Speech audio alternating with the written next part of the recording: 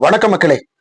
அதாவது என்னன்னு கேட்டீங்கன்னா, நாம இந்த தமிழ் கிறிஸ்டியானிட்டி சேனல ஷோடோஸ்கோ அப்படின்னு சொல்லிட்டு மூடிடலாம் அப்படின்னு நம்ம நினைக்கிற நேரத்துல, கள்ள ஊழியர்கள்லாம் எப்படின்னா, களத்துல இருக்கும்போது, நீ எப்படிடா கலண்டு போலாம் அப்படிங்கிற மாதிரி பலர் கண்டென்ட்ட குடுக்குறாங்க.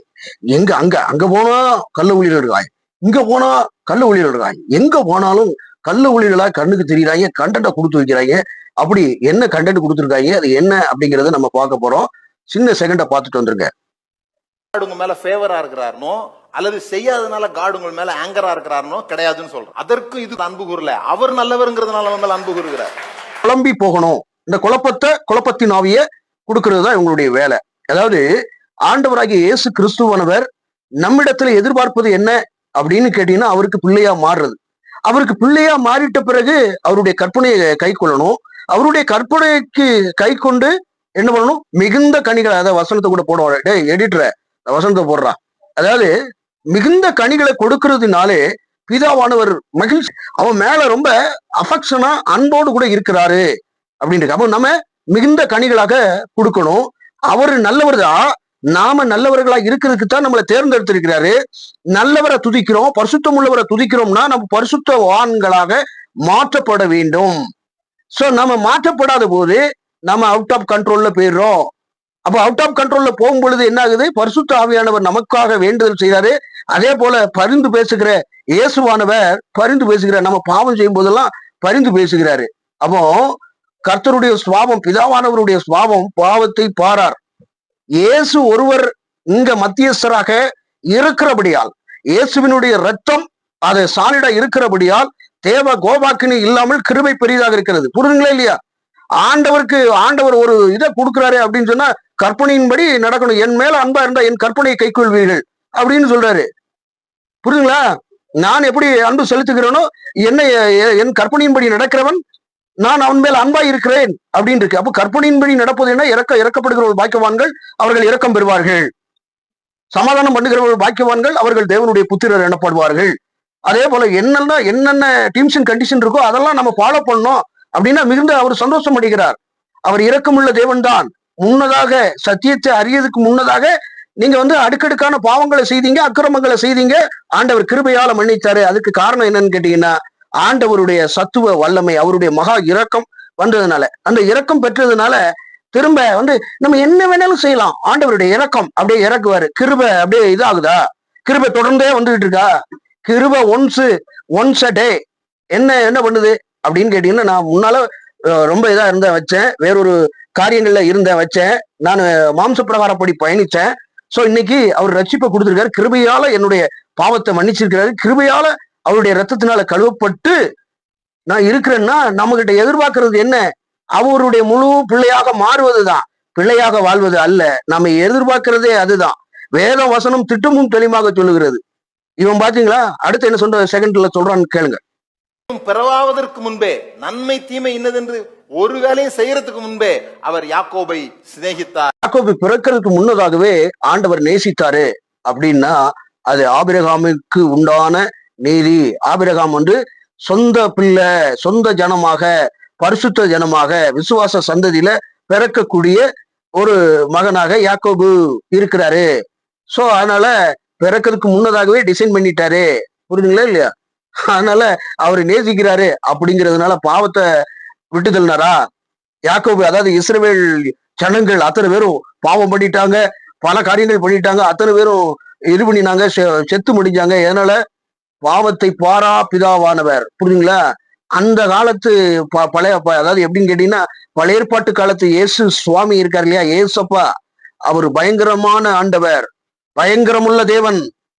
விக்கிரக ஆராதனை செய்யறானா 3ஆம் 4ஆம் தலைமுறை மட்டும் அவரை வாட்டி வதைப்பார் அப்படின்னு இருக்கு. அவர்களுக்கு டீம்ஸ் அண்ட் கண்டிஷன் கொடுக்கப்பட்டிருக்கிறது. இந்த கற்பனையின்படி கற்பலகையில எழுதப்பட்டு இஸ்ரவேலர்களுக்கு கொடுக்கப்படுகிறது. இதன்படி சாலிடா நீ பயணிக்கணும். புரியுதுங்களா? அதாவது 10 கட்டளை, 613 நியமங்கள், உபநியமங்கள் 2000. புரியுதுங்களா? இதெல்லாம் சாலிடா கடைபிடிச்சு சரியா வரல அப்படின்னு சொன்னா அவ்வளவுதான், அதகலமாக்கி போட்டார் அப்படின்னு இருக்கு. சிவிட்டி அடிச்சு கூப்பிடுகிறார் ஒவ்வொருத்தனையும் தண்டிக்கிறதுக்கு. புரியுதுங்களா? பாவத்தை பாராத ஆண்டவராக, நான் பரிசுத்தராய் இருக்கிறபடினால் நீயும் பரிசுத்தராய் இருக்கும்படி இருந்துக. மறந்து நீ பாவத்தை எண்ணி பார்க்கணும்னு நினைச்சோம் அவ்வளவுதான் பாத்துக்க அப்படிங்கிற மாதிரி ஸ்ட்ரிக்டா ஃபாலோ பண்ணாரு, வச்சாரு. அவருடைய சுவாபம் இறக்கம்தான்.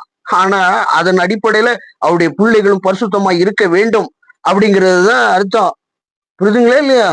அதனால வந்து இது ஹைபர் கிரேஸ்ன்னு சொல்லக்கூடியவங்க கிருபையை போக்கடிக்கிறவங்க கிருபையை மிஸ்யூஸ் பண்றாங்க. கிருபைன்னா என்னங்கிற கான்செப்டே இல்ல. புரியுதுங்களா இல்லையா? வேலிடிட்டி ஆஃப் வேவ் ஒரு கிரேஸ் அந்த டயத்துலதான் நம்ம இருக்கிறோம். இத நீங்க பூரண புருஷனா மாறிட்டீங்க அப்படின்னு சொன்னா அந்த கிருபை என்ன பண்ணுது, வேற நெக்ஸ்ட் லெவலுக்கு நம்மள கொண்டு போகுது. நீங்க கிருபை இருக்கு அப்படிங்கிறதுனால வந்து நீங்க நல்லவனா ஆகணுங்கிறத முக்கியம். புரியுதுங்களா? அது சின்ன செகண்ட் கூட நீங்க ஏற்கனவே கேட்டுப்பீங்க, அதையும் கேளுங்க. நல்லவருங்கிறதுனால நம்ம அன்பு கூறுகிறார். நல்லவருக்கு பிறந்த நீங்க நல்லவருடைய வித்து, இயேசு கிறிஸ்துவனுடைய வித்தாவே மாறிட்டோம். ஜீன்ல இயேசு கிறிஸ்து இருக்கிறாரு. அப்ப அவரு எப்படி இங்க பயணிச்சாரு? நல்லவராக பயணித்தார், பரிசுத்தம் உள்ளவராக பயணித்தாரு. அப்ப அவரை பின்பற்றுகிற சீசர்களாகிய நீங்கள் நான் எப்படி இருக்கணும்? பரிசுத்தமா வாழணுமையா. அவர் அதைத்தான் எதிர்பார்க்கிறாரு. ரோமர் 12வது அதிகாரம் 2ல வாசிங்க. மனம் புதிகிறதுனாலே மறுரூபமாகுங்கள். அதுக்கு முன்னதாக தேவனுடைய பரிபூரண சுத்தம் இன்னதென்று அறிந்து மனம் புதிகிறதுனாலே மன ரூபமாகுங்கள். முன்னமே நம்ம என்ன பண்ணிருப்போம், அதுக்கு இணை வசனங்கள்லாம் நிறைய இருக்கு. கிட்டத்தட்ட 22 வசனங்கள் இருக்கு. முன்னமே நம்ம என்ன பண்ணோம்? மாம்சத்தின்படி பயணிச்சோம், விக்கிரக ஆராதனை தொழுது கொண்டோம், உபச்சாரக்காரனோடு ஒருமித்து போனோம், பல விதமான காரியங்கள் ஊடாக பயணித்தோம். ஆனால் இயேசு கிறிஸ்துவிடத்துல அப்படி இருக்க முடியாது. அத அவருடைய சித்தமே கிடையாது. அப்போ நாம எப்படி இருக்கணும்? பரிசுத்தமாய் வாழ வேண்டும் என்பதே அவருடைய சித்தம். அப்போ அந்த சித்தத்தை நீங்க செய்யல அப்படின்னு சொன்னா கண்டிப்பா என்ன சொல்லப்படுகிறது அப்படின்னா 2 பேதுரு 2வது அதிகாரம் 18, 19, 20, 21 வாசிங்க. சத்தியத்தை அறிந்த பிறகு நீங்க பாவம் செஞ்சுக்கிட்டு அதாவது கழுவப்பட்ட பன்றி சேற்றிலே நுழைகிறது போல நீ அறியாதிருந்தால் நலமா இருக்கும். சத்தியத்தை அறிந்து பாவம் செய்கிற எவராக இருந்தாலும் சரி, போக்கு சொல்ல இடமின்றி நியாய தீர்ப்பு அவர்கள் மேல் வரும். கிருபை கிடைச்சிருந்த லைசன்ஸோட பாவம் பண்றதா? What is this nonsense? இவங்கெல்லாம் என்ன தெரியுமா? துர்போதனையினுடைய ஒட்டுமொத்த கூடாரம். இவர்கள் எல்லாம் களையெடுக்கப்பட வேண்டிய கள்ள ஊழியர்கள் அப்படின்னு நான் சொல்றேன். இவருடைய கள்ள போதனைக்கு எச்சரிக்கையாக பயணிக்க வேண்டும். மீண்டுமாக என்ன சொல்றாரு அப்படின்னு கேட்போம். அவளை பற்றி நமக்கு ஒரு கற்பனை என்னன்னா, பெரிய அட்டெண்டன்ஸ் ரெஜிஸ்டர் வச்சிருக்கிற மாதிரி தான். நீங்க அட்டெண்டன்ஸ்ங்கிறது வந்து பைபிள் தான். ஆண்டவருக்கு பிரியமுள்ள வாழ்க்கை வாழ்றது எப்படி, வாழாம போறவனுக்கு என்ன கதி இதாகும் கிடைக்கும், அவனுக்கு நித்திய ஜீவன் கிடைக்குமா, நித்திய ஆக்கினிய கிடைக்குமா, இதெல்லாம் பெரிய டைம் டேபிள் இருக்கு. ஆண்டவரை பத்தி நம்ம அறிஞ்சுக்கணும்னா நமக்கு போதாத அதாவது எப்படின்னா ஆண்டவராகிய இயேசு கிறிஸ்துவே நம்ம அறியல இன்னும். புரியுதுங்களா? உபதேசம் என்னன்னா வாக்கு தத்தங்களை பகுதி நாளுக்கள் வந்து வாக்கு தத்தமா நம்ம பிடிச்சுக்கிறோம். அதாவது இயேசு கிறிஸ்துவையே நம்ம அறிஞ்சுக்கல. கிருபை நிறைந்தவர், மகா இரக்கம் நிறைந்தவர், அதுக்கு மேல ரொம்ப கோபக்காரருங்கிறது தெரியல. அவரை தண்டிப்பாரு, பாரபட்சம் இல்லாம தண்டிப்பாரு. அவர் வந்து நியாய தீர்ப்பு வேற லெவல்ல இருக்கும், வைக்கும், எதையும் பார்க்க மாட்டாரு அப்படிங்கிற மாதிரி இவங்க சொல்றது எப்படி பாத்தீங்களா? பெரிய டேட்டா பேஸே இருக்கு. இது 66 புத்தகம் மட்டும்தான் நீங்க நினைக்கிறீங்க. ஆண்டவரை பத்தி நீங்க விவிலியத்துல பாத்தீங்க அப்படின்னா அங்க ஒரு 7 புத்தகம் இருக்கு. அது போக நீங்க அடுத்தடுத்தது பாத்தீங்கன்னா 200 ஆகமங்கள் வரைக்கும் இயேசு குறித்து இருக்குது.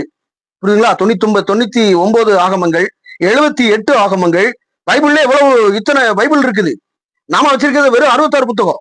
புரியுதுங்களா? இத குறித்து நம்ம வந்து இயேசு கிறிஸ்துவே இன்னும் அறியல. ஆனா வந்து டேட்டா பேஸே இல்லையா. ஒரு காலமும் அறியல அப்படின்னு ஆண்டவர் சாலிட அந்த நாளிலே நாங்க என்ன சொல்லி பிசாசை விரட்டினோம், அநேக தீர்க்க தரிசனங்களை உரைச்சோம், அதை உரைச்சோம், 9 நாமத்தினால என்னெல்லாமோ செஞ்சோம் வச்சோம். ஒரு காலமும் அறியலடா, போங்கடா அக்கிரமை சேர்க்கைக்காரர்களே அகன்று பொங்கல் அப்படி என்பார் அப்படின்னு இருக்கு. இவன் என்னன்னு கேட்டீங்கன்னா ஆண்டவரை பத்தியே தெரியாம டேட்டா பேஸ், அதுக்கு கூட ஒரு விளக்கம் சொல்லிருக்கோம், அதையும் கேளுங்க. வேத வாசிப்பு, சபை, தசமபாகம், அது மாதிரி ஃபாஸ்டிங், இந்த மாதிரி நிறைய அடிப்படை கொள்கைகள் எல்லாம் கொண்டு வந்தது யாரு அப்படின்னா மனுஷன். இந்த தசமபாகங்கிற இதுக்கெல்லாம் வந்து இங்க இடமே கிடையாது. தசமபாகம், அந்த பாகம், பாஸ்டிங்கு, புரியுதுங்களா? அந்த பாஸ்டிங்கு ஜெபம் வந்து அப்படியே வச்சுக்கிட்டு அப்படியாக இப்படியாக இப்படி சீன் காட்டுற வேலையே கிடையாது. செபிக்கிறது நம்முடைய கடமை. நம்மளுடைய ஏசப்பாட்டை நம்ம செபிக்கிறோம், வைக்கிறோம், இதெல்லாம் நம்முடைய கடமை. அவர் எதிர்பார்க்கிற ஒண்ணு. சரிங்களா? இவன் இதெல்லாம் சொல்லிட்டு மேல என்ன சொல்றான் அப்படிங்கறது கேளுங்க. போட்டு இங்க ஒரு பேர் போட்டு இன்டு இன்டு பிரசன்ட் இன்டு இன்டு இன்டு பிரசன்ட் அப்படி டெய்லி காலையில ஒருத்தரை பத்தி என்ன பண்ணிட்டு இருக்காரு. ஒரு நாள் திடீர்னு மிகாவேல் வா எல்லாம் வந்து இப்படி ஒரு டேட்டா பேஸ வச்சிருக்காரா? இன்டு இன்டு இன்டு அவர் வந்திருக்காரா, இவரு வந்திருக்கிறாரா? ஆமா, ஆண்டவர் அதுதானே எதிர்பார்க்கிறாரு. ஆவியானவர் அதுதான் சொன்னாரு. சிலர் சபை கூடி விடுதலை விட்டு விடுகிறாருங்க. நீ விடுகிறது போல நீங்களும் விட்டு விடாதிருங்கள். நாட்களை பார்க்கிறீர்களே, இவ்வளவாய் பார்க்கிறீர்களே, அவ்வளவாய் புத்தி சொல்ல வேண்டி இருக்கிறது அப்படின்னு ஆவியானவர் சபைக்கு சொல்றாரு. அப்ப ஆவியானவர் சபைக்கு சொல்றாருன்னா சபையை ஆர்கனைஸ் பண்ணதே ஆண்டவர் தான். புரியுதுங்களா? சபையை ஏற்படுத்துகிறவர் ஆண்டவர், வரங்களை செயல்படுத்துகிறவர் ஆண்டவர். அப்ப அதை விசாரிக்க மாட்டாரா? இவர் பைபிள் வாசிக்கல, கண்டிப்பா வாசிக்கணும், கண்டிப்பா வாசிக்கணும். இது கடமை கிடையாது. நமக்கு நாணம் வரணும். உலகத்துக்கு பிரகாரமாக இல்லாம இந்த பைபிள்ல என்ன கொட்டேஷன் கொடுத்துருக்காங்களோ, என்ன காரியங்கள் இது எல்லாம் என்ன சொல்றது, புரோட்டோகால், இது என்ன சொல்லப்பட்டிருக்கிறதோ அதன்படி நான் ஃபாலோ பண்ணணும், நான் இது பண்ணணும் வைக்கணும், ஆண்டவருக்குள்ள நான் இது பண்ணணும் வைக்கணும், பைபிள் வாசிக்கணும், எல்லாம் பண்ணணும் வைக்கணும். இதெல்லாம் ஆண்டவர் எதிர்பார்க்கிறாரு. சபைக்கு வரல அப்படின்னா கண்டிப்பா எதிர்பார்ப்பாரு. சபை கூடி வரும் பொழுது ஒரு ஆட்டை தேடி போனார்ல, 99 ஆடை விட்டு போனாலும் ஒரு ஆட்டை தேடி ஓடினார்ல. ஏன் ரட்சிப்படையவர்களை சபைக்கு சேர்த்தாரு? வீண் விருதாவா? விசாரிக்கிறவர் அவரு, சபையை விசாரிக்கிறவர் அவரு. ஏண்டா டேய், நீ எல்லாம் எங்கடா பைபிள படிச்சேன்னு தெரியல, மேற்கொண்டபடி சொல்லுவான் பாருங்க, அதான் ஹைலைட்டட். பைபிள் நீங்க படிக்கிறதுனால கடவுளுக்கு எந்த பிரயோஜனமும் கிடையாது. நீங்க ஜெபம் பண்றதுனால கடவுளுக்கு எந்த பிரயோஜனமும் கிடையாது. எல்லாம் உங்களுக்கு பிரயோஜனம். எப்படின்னு கேட்டீங்கன்னா, இயேசு கிறிஸ்துவுக்கு பிரயோஜனம் இல்ல, நமக்கு தான் பிரயோஜனம். அப்படின்னா பிரயோஜனம் நமக்கு பிரயோஜனமா, இயேசு கிறிஸ்துவுக்கு பிரயோஜனமா? என்னடா இது கால கொடுமையா இருக்கு. இவன் குழப்பவாதியா இருப்பான் போல் இருக்கு. அப்புறம் எதுக்கு ஆண்டவர் ஜெபிக்கணும்னு சொன்னாரு? ஆண்டவரோட உறவாடுங்கிறது அவருடைய காரியம். நாமெல்லாம் வழி தப்பி ஏகமாய் கெட்டு போனோம். அதாவது ஆண்டவரை காணக்கூடாத இடத்துல காணாதவர்களை போல நாம வழி தப்பி ஆடுகளாக இருந்தோம். அவர் ஒவ்வொன்றையா கெச்சு போட்டு தூக்கி, இதெல்லாம் எனக்கு ஆட்டுக்கு தேவை, இவெல்லாம் என்ன துதிக்கணும், இவெல்லாம் என்ன ஆராதனை பண்ணணும், இவன் எனக்கு பிள்ளையா இருக்கணும், இவன் என்னுடைய ராஜ்யத்துல இருக்கணும் அப்படிங்கிறதுக்காக தட்டி தூக்கி தேர்ந்தெடுத்து அப்படியே ராஜா வா, நீ ராஜரீக ஆசாரியனா ஒண்ணு வச்சிருக்கிற, நீ என்ன பண்ணணும், அவருடைய புண்ணியத்தை நீ சொல்லணும், அது போக இடைவிடாமல் ஜெபம் பண்ணு. இதுல வேண்டுதல், எப்பொழுதும் வேண்டுதல் செய்கிறதாவே இருக்கட்டும். காரணம் என்ன தெரியுமா? நீ தன்னிச்சையா உனக்கு யாரும் கொடுக்க போறது இல்ல. தண்ணி உனக்கு தன்னிச்சையா வரல, காற்று தன்னிச்சையா வரல, ஆகாரங்களும் உங்களுக்கு தன்னிச்சையா உங்க உழைப்புனால வருது அப்படின்னு நீங்க நினைக்க கூடாது. ஏன்னா ஆண்டவர் உங்களுக்கு மறைமுகமா தராரு. சோ அதனாலதான் பரமடங்கு இருக்கிற எங்கள் பிதாவே, உடைய ராஜ்யம் வருவதாக, உடைய சித்தம் பரமடத்துல செய்யப்படுவது போல பூமியிலையும் செய்யப்படுவதாக, ஆண்டனுள்ள அப்பத்தை எங்களுக்கு தாரும், எங்களை சோதனைக்கு உட்படாதபடிக்கு எங்களை ரசித்து காத்துக்கொள்ளும் அப்படின்னு சொல்லி ஜெபிக்க சொன்னதே ஆண்டவர். The important of prayer, the prayer is important. நீங்க பேசுறது அவருக்கு பிடிக்கும். பரலோக ராஜ்யம் ஒரு கிறிஸ்துவனுடைய ஜெபத்தை ஆழமா கேட்கும். ஏன்னு கேட்டீங்கன்னா, அந்த உரிமையை, அந்த லைசன்ஸ, அதனுடைய காரியங்களை, இரக்கத்தை, அப்பா பிதாவைன்னு கூப்பிடக்கூடிய ஒரு மிகப்பெரிய அதிகாரத்தை யார் வாங்கியிருந்தா அப்படின்னா இயேசு கிறிஸ்துவானவர். அந்த இயேசு கிறிஸ்து தான் அந்த அண்ட சராசரங்களை உண்டாக்கின ஆண்டவர் தான் இந்த பூலோகத்தில் நீ ஜெபிக்கிறது இம்பார்ட்டன்ட், கண்டிப்பா நீ ஜெபம் பண்ணணும், ஆண்டவரோட உறவாடி இருக்க வேண்டும். இது உறவினுடைய பிணைப்புப்பா. புரியுதா இல்லையா? நீங்க ஜெபிக்கல அப்படின்னு சொன்னா அதை கூட வசனம் இருக்கு. யாரும் வேண்டிக் கொண்ட மாதிரியே நான் பார்க்கவே இல்லை அப்படிங்கிற மாதிரி அந்த வசனத்தை கூட பாருங்க. பாத்தீங்களா?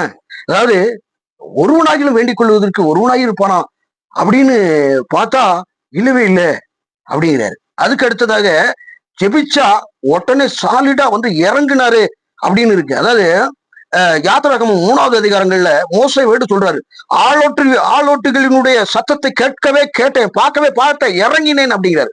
இறங்கினேன், வானத்திலிருந்து இறங்கினவரு எவ்வளவுக்குள்ள இறக்கமா இருந்தா இஸ்ரவேலரை காப்பாத்துறதுக்காக இறங்கணும். அதே போல இயேசு இறங்கினார், ஏறினவரும் இறங்கினவருமாய் இருக்கிறவர். அப்ப அவர் இறங்கியிருக்காரு அப்படின்னா இறக்கம் இருக்கிறதுனாலதான் உலகத்தை ரட்சிக்கும்படி உலகம் தேவனை அறியல, இயேசு உண்மையான ஆண்டவர் அறியல.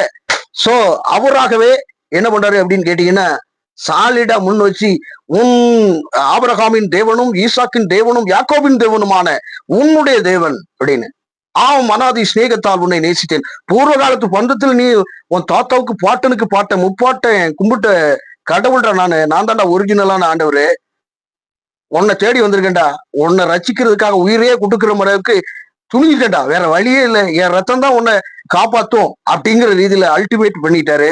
சிநேகிதன் உயிரை கொடுக்கும் அளவுக்கு சிநேகம் உலகத்துல யாருக்குமே இல்லை. தம்முடைய ஒரே பேரான குமாரனை கொடுத்து இவ்வளவாய் உலகத்தில் அன்பு கூர்ந்தார். இந்த உலகத்தை அன்பு கூர்ந்ததே அவரில் நாம் அன்பு கூற வேண்டும், அவரில் நாம் நிலைத்திருக்க வேண்டும் அப்படிங்கிறது தான் விருப்பமே. புரியுதுங்களா? மேய்ப்பன் எதுக்காக ஆட்டை கொண்டு போறாரு? ஆட்டையும் பாதுகாக்கிறாரு, மெதுவாய் நடத்துகிறார், அன்பாய் நடத்துகிற மேய்ப்பர் செபிக்கிறத கேட்க மாட்டாராம். ஆண்டவரே அப்படின்னு அப்படின்னு செம்பரியாடு கூப்பிடுது அப்படின்னா எஜமானனுக்கு தெரியாத சத்தம் கேட்டோம்ல, நம்ம ஆடு எதுக்குடா கத்துது, காலில் ஏதோ சிக்கிருச்சுடா, வலைய சிக்கிருச்சு, உடனே வரேன் அப்படின்னு பண்ணுவார்ல. அவருக்கு சொந்த ஜனமாக எடுத்துக்கொண்டாடுறா. ஜெபிக்கிறதே பிளானே அதுதான்டா, நீ பிரேயர் பண்ணணுங்கிறது தான்டா ஆவலாக இருக்கிறார். எல்லாரும் பிரேயர் பண்ணுங்க, புரியுதுங்களா? அவர் எதிர்பார்க்கிற, அவரு ரொம்ப விருப்பப்படுறாரு. மனுஷன் மேல அவ்வளவு பிரியம், நீங்க பிரேயர் பண்ணணும். 2 பேருக்குமே பிரியம். ஏன்னா 2 பேருமே அங்க இருக்க போறோம். யாரே இயேசுவும் அங்க இருக்கிறாரு, அவருடைய பிள்ளையாகிய நம்மளும் இருக்கோம். நான் வாசஸ்தலத்தை ஏற்படுத்துறேன், நீ உங்களை கொண்டு போய் கூட்டு சேர்ப்பேன், அங்க போய் ஹால்ட் பண்றோம், நம்ம ஜாலி பண்றோம், மஜா பண்றோம். அங்க சூரியனும் கிடையாது, சந்திரனும் கிடையாது, ஓனாயோட ஆட்டுக்குட்டி தங்கும் அப்படிங்கிறாரு. அப்போ இவனுங்கெல்லாம் எவ்வளவு பெரிய மோசமான ஜெயில் பாத்தீங்களா மக்களே? வேற ஒரு பதிவு. வணக்கம்.